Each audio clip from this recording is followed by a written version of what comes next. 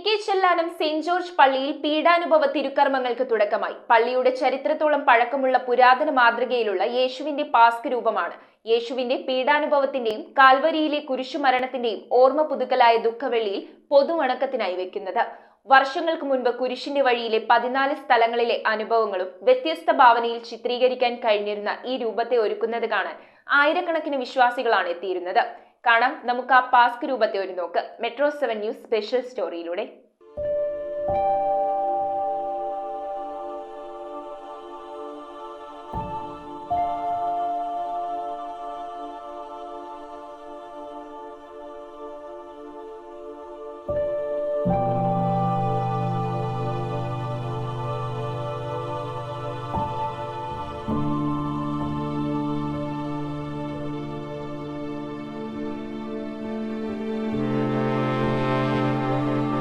യേശു കുരിശിൽ മരിച്ച ദിനത്തെയാണ് ലോകമെമ്പാടുമുള്ള ക്രൈസ്തവ വിശ്വാസികൾ ദുഃഖവെള്ളിയായി ആചരിക്കുന്നത്.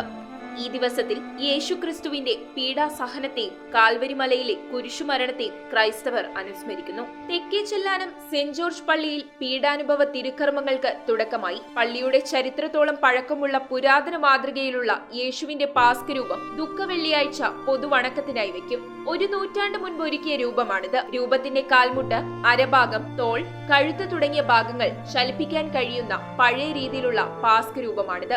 വർഷങ്ങൾക്ക് മുൻപ് കുരിശിന്റെ വഴിയിലെ 14 സ്ഥലങ്ങളിലെയും അനുഭവങ്ങൾ രൂപത്തിൽ മാറ്റങ്ങൾ വരുത്തി വ്യത്യസ്തമായ ഭാവനയിൽ തയ്യാറാക്കാൻ കഴിഞ്ഞിരുന്നു. പീഡാനുഭവ തിരുക്കർമ്മങ്ങൾക്കായി തയ്യാറാക്കിയ രൂപം ഇന്നും ഇടവകക്കാർ സൂക്ഷിക്കുകയാണ്.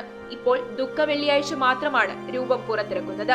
രാത്രി നഗരി കാണിക്കലിനും പൊതുവണക്കത്തിനുമായി രൂപം പുറത്തു കൊണ്ടുവരും. പൂക്കളണിയിച്ച് സുഗന്ധദ്രവ്യങ്ങൾ പൂശി മനോഹരമാക്കി ഒരുക്കിയ ശേഷമാണ് രൂപത്തെ നഗരി കാണിക്കലിനായി പുറത്തു കൊണ്ടുവരുന്നത്.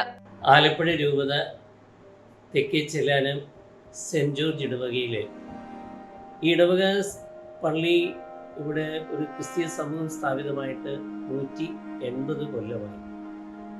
ഇവിടെ ചരിത്ര പ്രാധാന്യമുള്ളൊരു പാസ്ക് രൂപം, പീഡാനുഭവ രൂപം ഇവിടെയുണ്ട്. 100 വർഷങ്ങൾ മേൽ പഴക്കമുള്ളതാണ്.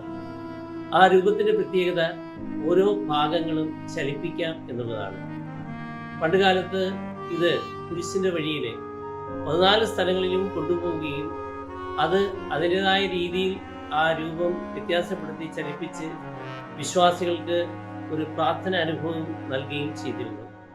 എന്നാൽ ഇന്ന് കാലം മാറി പ്രത്യേകമായ രീതിയിൽ വന്നപ്പോൾ അങ്ങനെ ഒരു ചലിപ്പിക്കുന്ന രീതി നിർത്തിവെച്ചിട്ട് രൂപം മൊത്തമായി ദർശനത്തിന് വയ്ക്കുകയാണ് ചെയ്യുന്നത്, പണക്കത്തിന് വയ്ക്കുകയാണ് ചെയ്യുന്നത്. അങ്ങനെ ഈ നൂറ്റാണ്ടുകൾ പഴക്കമുള്ള ഒരു നൂറ്റാണ്ടിലധികം പഴക്കമുള്ള ഈ രൂപം വണങ്ങാനായി ധാരാളം വിശ്വാസികൾ സെന്റ് ജോർജ് പള്ളിയിൽ വരികയും ആ ഭക്തിപൂർവ്വം അതിൽ പങ്കെടുക്കുകയും ചെയ്യുന്നു. നഗരി കാണിക്കൽ ചടങ്ങിന് ഒരു കൂട്ടം യുവാക്കളാണ് ഇവിടെ മരമണി അടിക്കുന്നത്. ഇടവകാംഗങ്ങളായ Kakkachan Paliyathayil, Pius Hopkins Thuruthel, Antony Parayakkattil, James Chiramel എന്നിവരുടെ നേതൃത്വത്തിലുള്ള സംഘമാണ് രൂപമൊരുക്കുന്നത്. പുരാതന യേശുവിന്റെ രൂപത്തെ വണങ്ങാൻ ദുഃഖവെള്ളിയാഴ്ച നാടിന്റെ നാനാഭാഗങ്ങളിൽ നിന്നും 100 കണക്കിന് വിശ്വാസികൾ പള്ളിയിലെത്തും.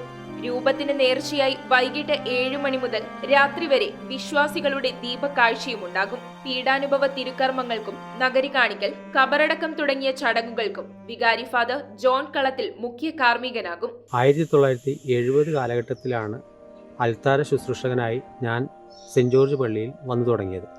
അന്നു മുതൽ പിതൃ സഹോദരനായ സോളമൻ തുരുത്തേൽ എന്നെ ഈ രൂപമൊരുക്കുന്ന കാര്യത്തിലും എന്നെ പ്രോത്സാഹിപ്പിച്ചിരുന്നു. അന്നു മുതൽ മിക്കവാറും മുടങ്ങാതെ തന്നെ ഏകദേശം 50 കൊല്ലം കഴിഞ്ഞെന്നാണ് എനിക്ക് തോന്നുന്നത് കർത്താവിൻ്റെ രൂപം ഒരുക്കുന്നതിൽ ഞാൻ വന്നുകൊണ്ടിരുന്നു. എന്നെ സഹായിക്കാനായിട്ട് പാല്യത്തയിൽ കാക്കച്ചൻ ചേട്ടനും ചിറമേൽ ജെയിംസും പറയകാട്ടിൽ ആൻ്റണിയും ഒക്കെ ഉണ്ടായിരുന്നു. ഇന്നും എനിക്ക് അത് വലിയ ഒരു അനുഗ്രഹത്തിന്റെ പാതയായി തന്നെ തോന്നുന്നു. Leo group charitable trust chairman doctor George P ജോസഫിന്റെ നേതൃത്വത്തിൽ വിശ്വാസികൾക്കായി നേർച്ചക്കഞ്ഞിയും ഒരുക്കിയിട്ടുണ്ട്. News bureau, Kochi.